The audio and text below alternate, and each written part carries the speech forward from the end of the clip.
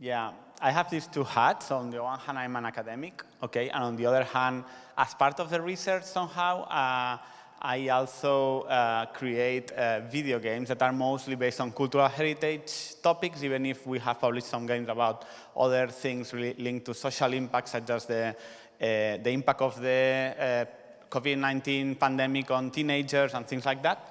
Okay, but today we'll be talking about archaeological games, or on more strictly speaking, what do you learn from the past using games, okay? And as a setting, I think it's important to understand that the past, okay, everything that happened in the past, is a main theme in lots of games. Here you have some classical examples, like Red Dead Redemption or Assassin's Creed or whatever, because it's this amazing place that is evocative, it's a mystery. So going inside this past is something that is engaging, and lots of video game creators use it to set the context of their games. The important bit here is that the past that you learn playing these games may not be the real past, let's say, because here the important bit is that you use the past mainly for one reason, is that you don't need to spend money on a franchise, and you don't need to create a new world. If you talk about the Roman Empire, the players will know what the Roman Empire is about. So you can just start talking about Julius Caesar, Cleopatra, or whatever, and players will follow you, right? So it's kind of a free franchise that is quite open to be used in video games, also because it's linked to this idea of the mystery and the romanticism. I would say colonial 19th century archaeology, that is the main one that you see in games, and clearly linked to Indiana Jones stereotypes and topics and tropes. So the idea here is that on the one hand you have this, on the other hand you have educational games, and in the previous talk there were some, let's say, bad words about educational games, and they are true, because the problem is that when you say educational game, it's like it's not a game anymore. I would say that the main issue here is that most educational games are not created by game designers, and essentially they focus on exposition, so lots of text and no interactivity. One good example of that is the Assassin's Creed educational tour. Yeah, I wanted okay, here. So the educational tour, I mean, it's just a guided visit where they removed everything that is kind of fun in Assassin's Creed, and they just left the visit to the 3D models. And it's like, yeah, but that's not what an educational game should be about. So even with a very large budget, this is what it's kind of exposition at the maximum, right? So it's not really a playful experience, it's just visiting these 3D models. Okay. Next one, please. Okay. So this is the context where we start. And to us, the important bit here is that any game is a learning device by default. Why? Well, because you have to learn about the context of the game, and you need to learn about the mechanics in order to solve the different scenes. So to advance on the game, if you're engaged by the game, you will have to learn by default. Okay? It's not possible to finish a game without learning about it. So as a consequence, it's a very powerful educational tool if you integrate the content within the language of games, okay? And here we're talking about interactivity, agency, that promotes a lot of empathy, if you want to, about using narrative, but also problem solving, and in a sense, learning about everything that makes the game a game, okay? So the question here is, how can we create games that are engaging at the same time allows us to teach people about something? And I will show you a couple of examples of the type of projects we do with Murphy's Toast. The first one is Ancestors, Stories of Atapuerca. So if you don't know Atapuerca, this is a UNESCO World Heritage Site. It's the oldest archaeological site in prehistory in Europe, okay? It's like over 1 million years of occupation in central Spain. And the idea is that, and it's very complex, you don't have a single species, you have Neanderthal, Sapiens, but you have also earlier species. And the question is that in this game, they tasked us to create a game that explored human evolution, and especially that communicated about the most recent findings in archaeology. And this is challenging because Neanderthals, I like a sentence saying, Neanderthals is the species that evolved faster even after they became extinct, because every year you have new findings. So the idea of the Neanderthals we have is way different than the one we had 20 years ago. If you go to games about prehistory, you see all the tropes and stereotypes of the past. Things like, for example, women collected herbs while men are the ones hunting. They were really dumb or not as smart as we are. These kind of things are, or they were surviving. No, they were living, not surviving. It's a different thing. So let's say that all these different tropes is something that we wanted to break using what? Using the science behind what we know about archaeology. Okay, so these are very technical. I mean, you can ask me more about this if you want later, but the idea is that it's a game for secondary education. It was designed for iOS and Android for free, funded by a private bank foundation and a very small team, 2 people, a programmer, myself, and an illustrator in 9 months. So let's say that the requirements are quite challenging to make a decent game. Okay, next one. Okay, so what did we do with that? It's kind of a survival game. I don't really like the survival game, the idea, because it's this idea, no, but people in prehistory were not surviving, they were living, but yeah, it's the genre, so that's fine. So the idea is that you have a group of Paleolithic people, being Neanderthals or antecessor, and you have to go through different narratives. There are 4 different stories. To become successful in the story, you have to use the different actions that these groups made day by day, things like hunting, collecting resources, making tools, learning, etc., etc. The idea is you have to do this for 2 different species, Homo antecessor, they were very old, like 1 million years old, and Neanderthals. To do that, we use some ideas of game design, and these are some of them. One of them is the theme, and because to us it's like, okay, how do you link the player with a Homo antecessor that lived 1 million years ago? So let's say that empathy is kind of hard when you are not even the same species. So we got this idea of transcendence, saying the idea is that when you look at a night in a clear sky, you will see the same stars that these groups were seeing. So in some way, that connects. That's this idea of transcendence beyond the individuals, as a group, as a species, or as hominins. Then for the narrative, kind of the same thing. Like if we need to show these different species and they are hundreds of thousands of years, years apart, how do you connect them? So we did that through oral tradition, the idea of the myth that you were talking about in previous talks. So this idea. So what we had is a sapiens, this elder, talking about the myths of the antecessors, and these antecessors are the other species. So you have this prologue where you have this elder talking, and then the oral myth that this person is speaking is the one that you will be playing. Other ideas, well, the scientific content was, this is exposition, so the lore of other games, in our case, the lore is science. And as per game mechanics, the idea is you have this set of goals. You have to go there and then do this to defeat this huge beast, this animal that you want to hunt. To do that, you have to chain different actions. So, okay, for this I need spears. If I want to build the spears, I need the knowledge to do that, but I also need the resources, etc., etc. So this is more or less how it works. And then here you see some example of the mechanics, how everything is organized. And you have a minigame for hunting, because apparently hunting is something that is very important for gamers. And when we did some tests, they wanted to hunt these animals. Thank you. Yeah. Oh, OK. And then for one thing that we try to do a lot of environmental narrative, the idea that you cannot explain everything by text. So if you have a short game, what can you do with that? With, for example, adding that as visual icons or things in the mechanics. One example is this trope that men hunt. We know that that's not correct. So the best way of doing that is just that the icon to hunt in Neanderthals is a woman. So if you do that, you don't need to tell anything to the player. He will or she will, they will assume that Neanderthal women also hunted. And then as some examples of how did we translate science into a game, here in the left you see some ideas from museums and scientific papers, and then on the right, how did we translate that into the game. So you can see here body decorations and also the presence of elderly and kids. That it's something that is not really common in games. The same with the animals that you are hunting or the ones that are these bosses that you have to defeat.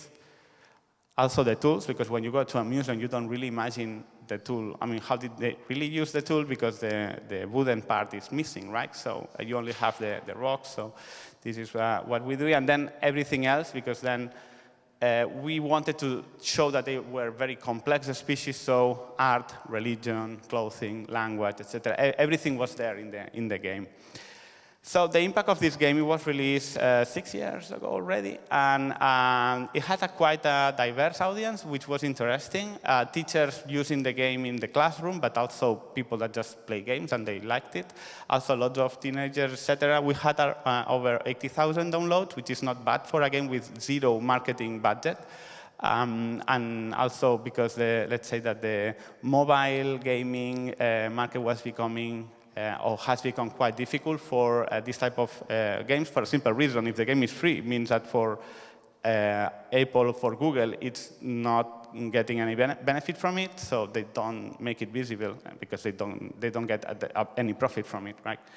So that was quite, I think that as a scientific impact tool, 80,000 downloads is quite a lot if you think about it. I mean, if you publish a book, you will not go beyond 2,000, and this is a success. So I think we were quite happy about this impact. That made this possible because then it means that lots of other people were interested in this kind of projects, and this is our latest one, archaeological research initiative. So this is quite just a summary of the game. The idea here is that we were contacted by a lab doing science applied to archaeology, and they wanted a game where you learn how to do this.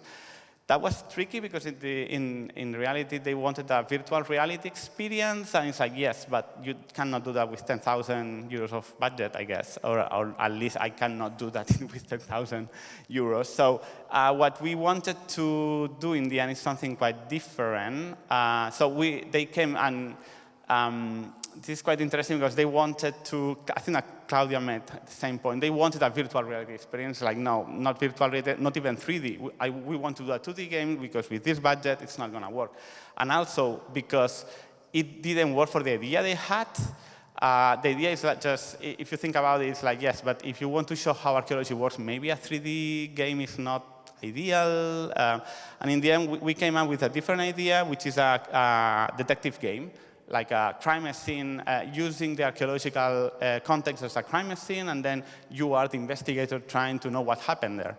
It's heavily inspired by the case of Golden Idol. Actually, when I was playing the case of Golden Idol, I think this would make for an amazing archaeology game, and then when this team asked us for ideas for a game, I said, I know what we can do, and that was the whole thing. The only difference is that, so the idea is that you collect evidence, then you apply archaeological techniques, and finally you build your narrative, which is actually what an archaeologist does beyond digging in a pit. So this is the example. You have the scene, and then you have to click to collect the words. And that makes for a cheap mechanism, but also it gives you a lot of flexibility, and you can add multi-language support with a reasonable price. So you collect the different words, this is the evidence, and then you apply these methods. You have a library of methods, and then you apply the method to the words. So sometimes it makes sense. For example, if you have archaeological analysis, if you put there the bones of a horse, you will get an answer. This answer is words that you add to your collection, to your library. If you put that in a bowl, it will say, no, you just spent $2,000, and that's useless.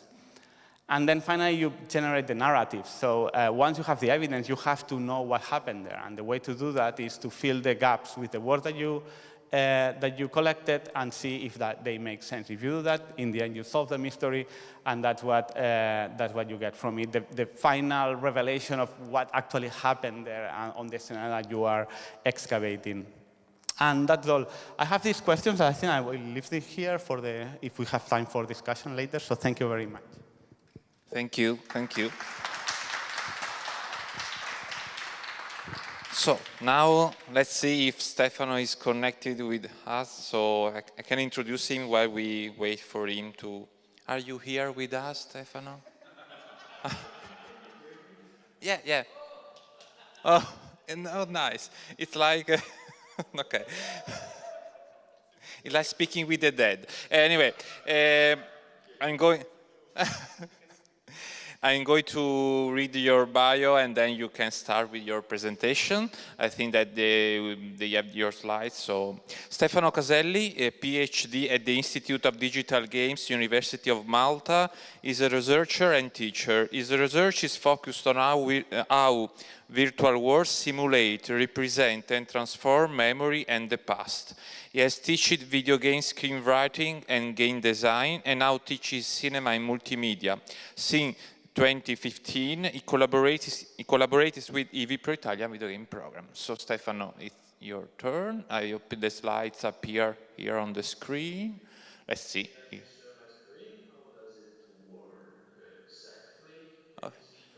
No, we don't see the slides, but maybe they are appearing in a while. I hope so. Let's see. Maybe So you share your screen, yeah? Okay, they are working. Okay. They are here. So how is your knee? How is your knee? Are you okay? Are you better? So I'm actually really sorry that I couldn't be there as planned, but there's no way to move my leg actually, so it's better if I stay here. Okay. I have a kind of bad cough that you may hear in a few minutes, and so I have a good habit of that. So I ask you for Okay. forgiveness for that as well. Let's see if the slides appear on screen. How's the weather in Italy right now? Here it's quite warm, yeah? Here it's pretty cold. Okay. It's really cold here. Okay. It's actually good because until last week it wasn't cold at all, but Okay. now all of a Yeah. sudden. Now here you can go to the beach and you can swim. Yes, it's nice weather here. It's new. So, how's your family? It's like Maybe I can do something to make the process a little smoother or something like that. I don't know. I think they're working. Yeah, they make a sign, so maybe. Oh, now we see the screen. Okay. Yeah, you can start. Okay, fine. I swear I'll be brief.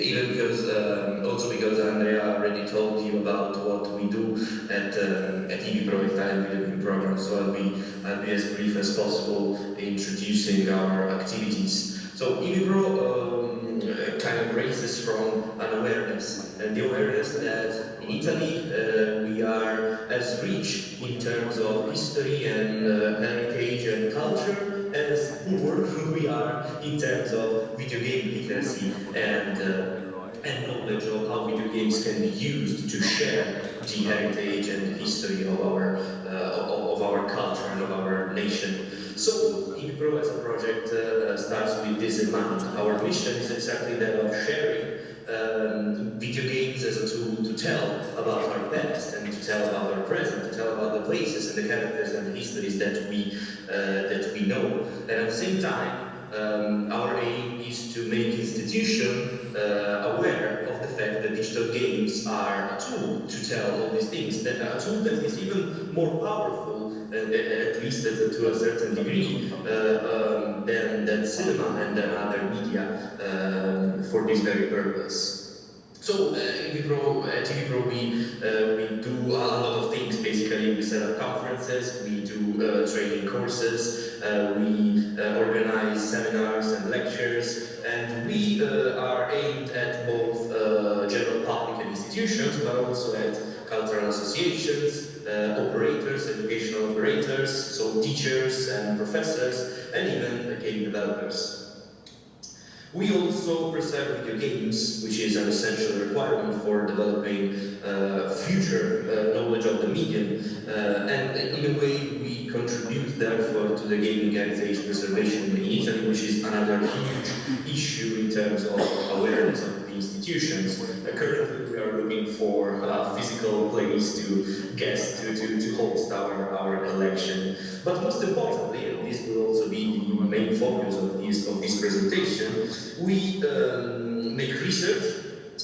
So we update two different national databases, one dedicated to Italian stories and locations from a video game perspective, and the other of published video games set in Italy, or representing Italian culture and heritage.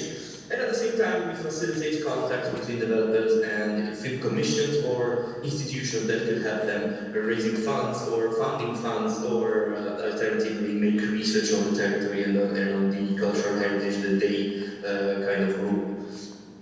At the same time, we provide support to game developers. We draft an announcement, we manage the commissions for all the institutions that are interested in using video games to share and promote the heritage. And last but not least, because this is the very focus of this presentation, we organize educational programs and didactic paths, so to speak, and workshops, both theoretical and practical, that target both primary and secondary school students, as well as private individuals or game developers or even educational operators.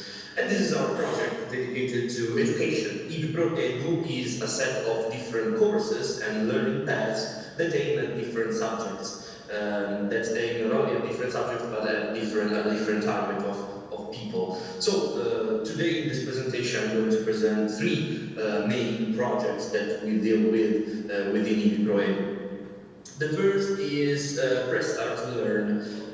Press Start to Learn is in English is Video Game Literacy at School, and is a project aimed at secondary school students and teachers. So the action of this project is twofold. On the one hand, we deal with students and engage them in not only an introduction of digital games as a medium, but also in the designing of a video game concept dealing with their heritage, as I will say in a few seconds. On the other hand, we deal with teachers, because we are aware of the fact that to make games, to put games into the school, into educational programs or into the educational environment, you cannot only act upon students. Of course, you also have to, in a way, penetrate into teachers and families as well. Of course, families would be even harder to reach, but teachers are there and they are ready to learn, so to speak, even if they resist in some way to the adoption or to the use of this tool that they know less than cinema or other established media. For what concerns the students, we firstly deal with the sort of introduction of digital games as a medium. We speak about digital games and transmedia storytelling. So addressing how games are in dialogue with other media, and they are in an intricate and complex web of languages and of references. So they are practically involved in the comprehension of other media as well, and this is very good for multidisciplinary paths and educational purposes. At the same time, at the end of this sort of introduction to digital games, we engage students with the design of a video game concept. We decided for Press Start to Learn to deal with a video game concept and not a playable prototype or a full-length playable video game, as we will see in other projects we do, due to the fact that designing a video game and not making it playable or coding it leads students to have more freedom for what concerns the idea that they have, or in a way how big the project of the video game concept could be. So they are entirely free to fly with their fantasy, and they only have to design and to craft a game design document, which is usually around 30-40 pages long at most. The main purpose of the path dedicated to students is to make them work on designing a video game that could tell their heritage. They usually declines this on different disciplinary contexts and different subjects, but they usually use video games to learn something about the heritage that they can learn, or that they can visit, or that they can explore, and that usually surrounds them.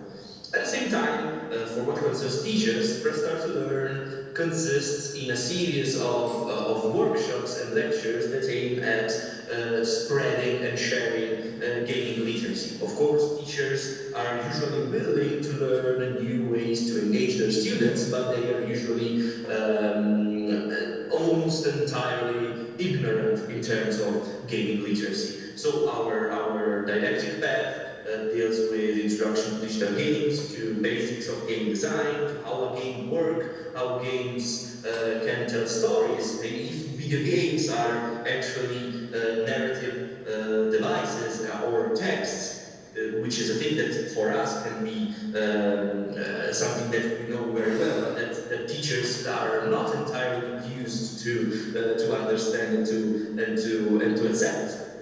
And later on, during the same didactic path, we usually make teachers play games in class. So we involve them in a sort of shared play session in which we play certain digital games and make them reflect upon the didactic value or potential of the games that they just played. Because it's, as a matter of fact, teachers usually don't play, at least if they are from a certain generation. Certain generations play less than others, of course. So the first edition of this project was held 1 year ago, two years ago maybe, 2022, 2023, and the second one is currently ongoing. And this twofold path, aiming at both teachers and students, for us is the only way to actually penetrate the learning environment and to get digital games into the school. Because otherwise, if you work only with students, of course, teachers will never accept that digital games can be a learning tool. And vice versa, if you work only with teachers, students will never be engaged with the complexity of the medium. Because even students, even if they use video games a lot more than their teachers, they are not aware of gaming literacy at all. I mean, they do not know how the medium is complex, or how the medium can be risky, or what are the potentials of the medium. These are all things that, of course, must be learned, and not only they do not automatically filter through the experience of play. So here there are some photos. The guy there is Andrea.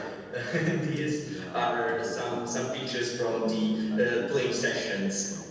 Of course, with the teachers, we make a collective play session. With the students, we engage them with group play. I mean, they use some gaming computers or tablets, and they play in little groups, and then they make analysis, a sort of brief document and paper that they have to compile after they have to fill after having played the game.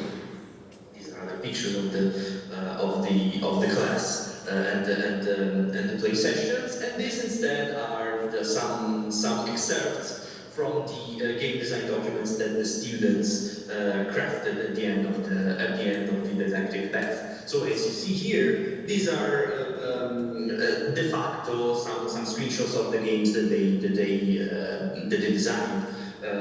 These are, of course, some very good pictures in which there's a character study, and here they planned and designed the whole user interface with characters on screen.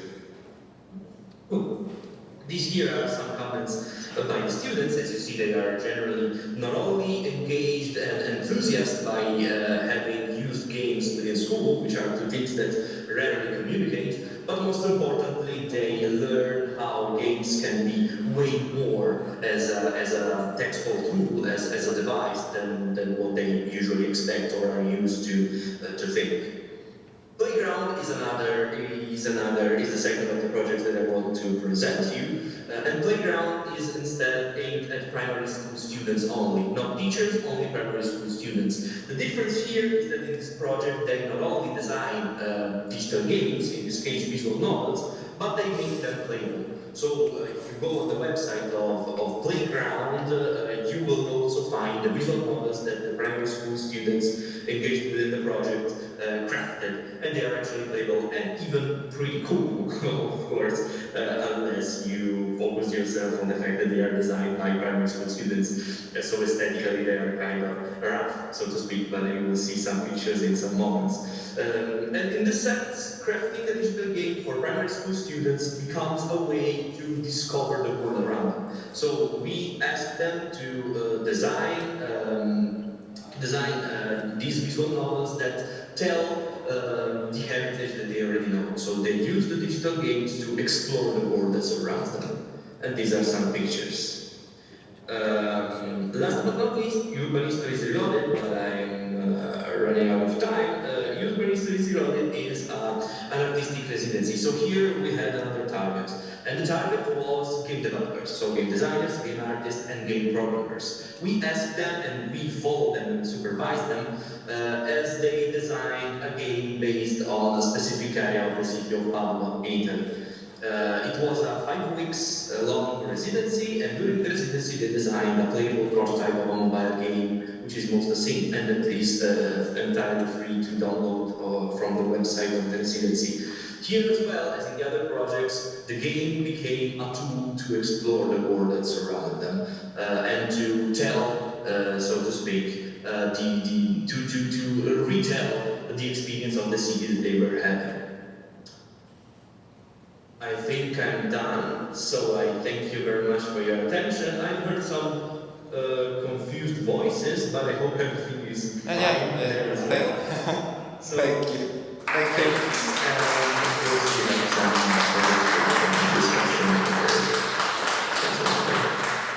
So, I have a question for both of you, then we ask the public if there's a question. I start with, what do you think, Stefano, what do you think of about the use of commercial games in school instead of applied educational games? Because it's something we discuss a lot with Stefano, with teachers, we usually meet, but I think you could tell us. Maybe you can start to say. So my experience is that any kind of video game, it's challenging in a school because logistically it's not easy. Like, okay, commercial games, but that means that you need PCs that should be fine, and then you need lots of them, but also how do you buy, as a school, how do you buy licenses of a video game in Steam, for example? That's not going to happen. Also, the climate is not ideal because right now, at least, for example, in Catalonia, we have a huge discussion about that because there's these PISA results that are these European markers of, I don't know, knowledge of in secondary and primary schools. Catalonia performed really bad, and then they said that they said that everything is because of the screens, because previously they bought a screen for every kid. So it's like, it's not, so there's no planning on how do you promote digital literacy, and as a consequence, anything that will mean kids playing in screens will not be easy, at least to sell, because you have to sell that in order to get the budget. So to me, for example, either, first of all, you have other types of games, and that's something that you should really think about, like analog games are way easier to deploy in the school. And the other thing, one of the slides, if you have the budget and you do that, that's fine. Lots of or some teachers do that. Then you really need to think about what you can get from the commercial game. And I think is that the best thing you can do is to critically analyze the game. So you pick one game and then you say, okay, let's promote digital literacy and knowledge of, for example, history, playing a game that is clearly wrong because it's not, I mean, the main point is not educational, and then try to analyze from what you learn in a school to what you see in the game, what is wrong. And I think that works quite well, and it's kind of an interesting take on how to use games. Otherwise, it's a critical, and I don't think it's going to work very well. Stefano, what about you?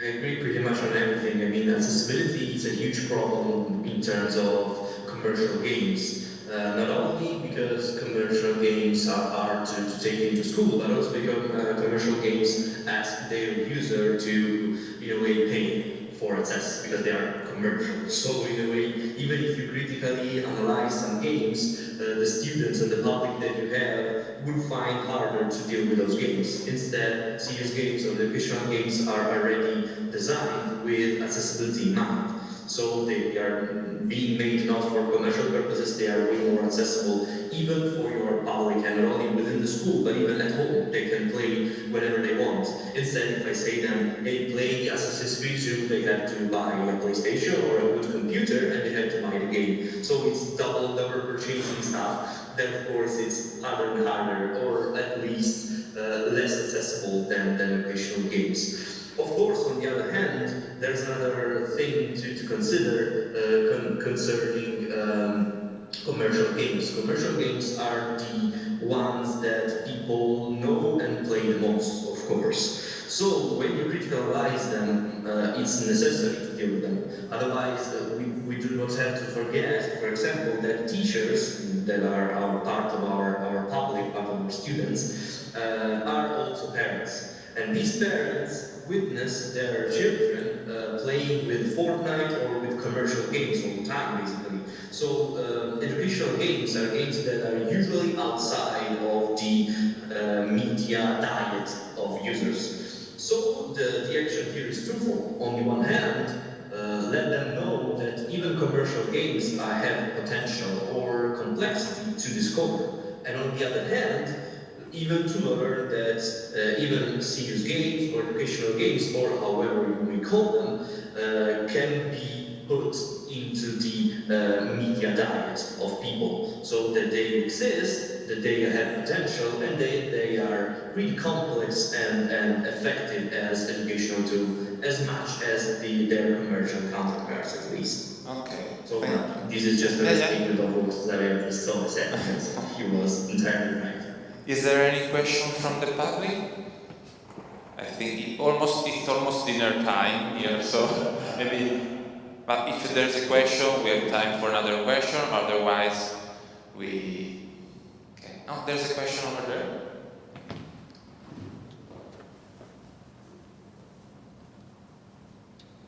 I have one. I think particularly focused maybe more on China, because you're a university professor, right? You work with a university, so I would be very interested in how you perceive that. Of course, this is a long-term thing, but do you perceive that, is it possible that we could actually, do you see if it's possible that we integrate video games to, let's say, university curriculum? Like, how is it looking right now? What are your thoughts on this? I think it's a different beast than high schools. I think it's feasible. You mean commercial video games or any kind of game? Any kind of game. Okay. You can do, I teach in a Master's of Cultural Heritage, and I teach Digital Heritage, and a couple of the sessions I do are about games. So I do streaming on Twitch, and then we test some games, because we don't have computers that actually can run these games, and because I was telling about this problem of buying the licenses. But I think one important thing is that this idea that younger generations are digital natives is not, okay, they are digital natives, but not all of them. I would say most of them do not play games, or maybe they play one game.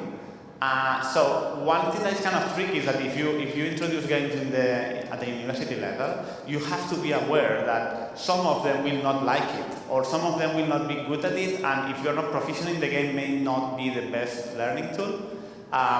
So that's something that you have to take into account. Streaming worked quite well, because I was surprised, but it's true that they were 22, 21, 23, and a higher percentage of them watch games by streaming than they play games. So lots of them, they don't play games, but they watch streaming. So it was quite interesting. I do it every day and it works quite well. And also, you can introduce that. I think it works, and you can do. I also do that for the masters in secondary. So the one that secondary teachers need to do, the masters in order to teach. It works well. We test some games. Most of them are web-based, things like that. And also, as part of the assessment, they have to create a Twine interactive game. I don't know if you know. Twine works very well for assessment because they learn how to create a game. Very simple. Even if you don't know how to program, you can create something and focus on the narrative. So it was quite well. Having said that, most of the staff in universities will not play games and they will not like that. So that's the other thing that maybe, so okay, you can do that, but you need teachers that already know games, and this is not literature or cinema. Lots of teachers will not do that. So I would say that yes, but you need more literacy from the teachers in order to do that. But yeah, definitely, as I said, it's a powerful learning tool. So if you create or you use the right games, it's an amazing resource.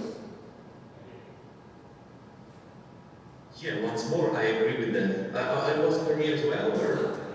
Yeah, as well. If you Is another question? Let's listen. Yeah, let's Do you have another question? yes, but he also has an answer to Sorry, It would be it's hard to. There's a ghost there, people here, so. No worries at all. I mean, I agree with what Sarah just said.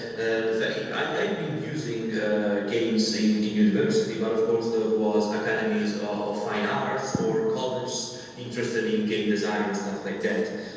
So I agree on the fact that in university is even harder than in secondary school, because introducing games in university requires a higher degree of proficiency or of literacy from both students and professors. So it's harder and harder the higher on the level of education you get. So basically, yes, it's hard.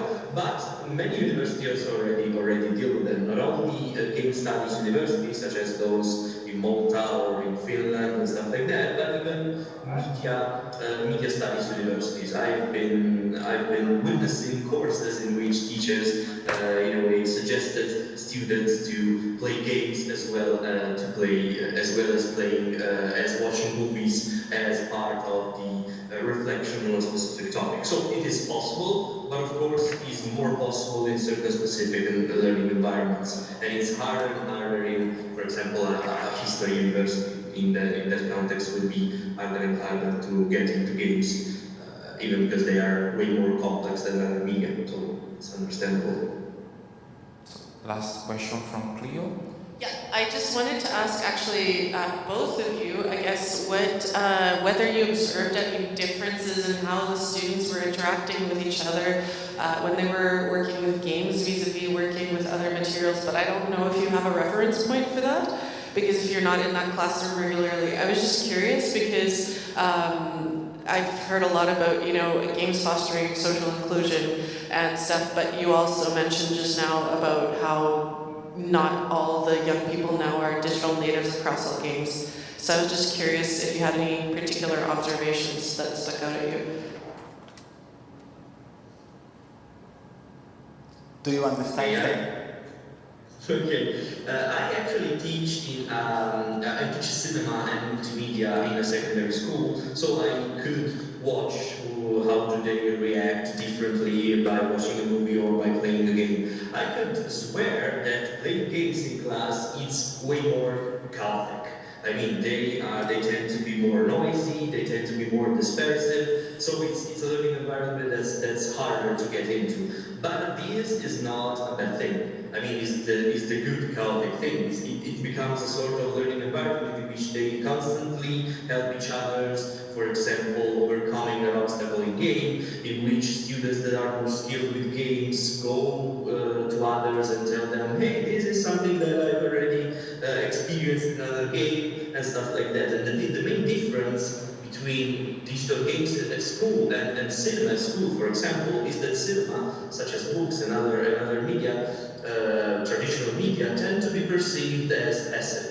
And you immediately notice this thing in class. I mean, when they engage with movies, when they watch a movie in class, they are entirely silent, they are entirely, in a way, mesmerized within the screen. They are there and they are just witnessing something. So there's no exchange between them, there's no dialogue between them. You have to build the dialogue afterwards. After having watched the movie, you can do a debriefing phase in which you engage them with a dialogue and a debate on what they have just witnessed or they have just watched. In games, this debate phase is, in a way, intertwined with the play experience. So the class becomes way more engaging as a learning environment, and they constantly debate over what they are doing. So as a learning environment, it's way more chaotic, but it's even more vibrant and less passive than when they watch movies or read books. So it's good for a reason, but of course it's a little more complex to in a way to rule as a teacher. So this is something I can witness. Yeah, I think it's more engaging, but it's more chaotic. One example is, so one of the PhD students I supervise has a project called Play Utopia. And Play Utopia is a non-formal education context. So it's not the classroom, but it's a place where teenagers go after school. And he's doing that in one of the poorest districts in Barcelona. Most of they voluntarily go to this game club. Most of them are first-generation immigrants coming from Pakistan, Morocco, etc., etc. The only thing they have in common is games. They like games, right? And they tend to play PUBG, this kind of game, for Fortnite. But in this club, they learn how to play other types of games. And the formula that Kevin, the PhD student, does is they play like 3 or 4 every computer because they don't have a budget for more computers. But it's kind of a good thing because they interact with each other. So it's this idea of they play and then they talk about it because the format, the media loves that. And with a movie, you probably cannot do that as well as with a game. So yeah, definitely I agree that for interaction, social inclusion, etc., can be a very powerful tool.